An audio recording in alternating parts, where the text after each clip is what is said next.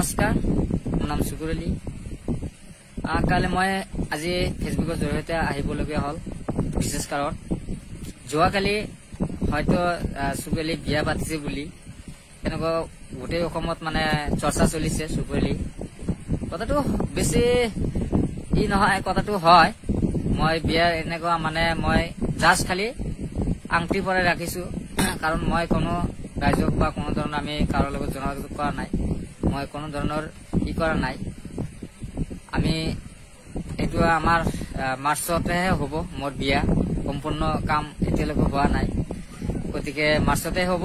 আমি এতিয়া জাষ্ট খালি মই আংটি পৰাই ৰাখিছো, সেইকাৰণে আমি কাৰোকো নিমন্ত্ৰণ দিব পৰা নাই। গোটেই অসম ৰাইজৰ ওপৰত নিমন্ত্ৰণ আছে, গতিকে ইমান ভাবিব নালাগে। কোনোবাই বহুত মোক ফোন কৰি কৈ আছে মোক নিমন্ত্ৰণ কিয় দিয়া নাই, চুকুৰ আলী বিয়া পাতিলে গমেই নাপালো।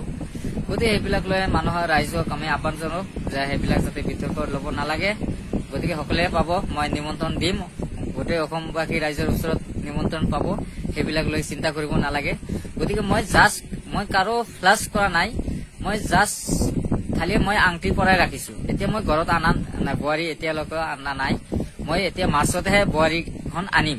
মাৰ্চতে হ'ব আমাৰ সেইখন ডিচিশ্যন হ'ব, কিন্তু মাৰ্চৰ আগত নাহিব, কাৰণ তেওঁলোকৰ আছে পৰীক্ষা আছে, এক্সাম আছে।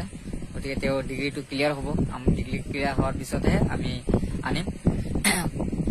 ৰাইজক এইখিনি কথা কৈ মই ৰাইজক আহ্বান কৰিছো, আপোনালোকে চিন্তা কৰিব নালাগে আৰু ইমান লৈ বিতৰ্ক যাতে ল'ব নালাগে। এনেকৈ মই ধন্যবাদ জনাইছো ৰাইজক।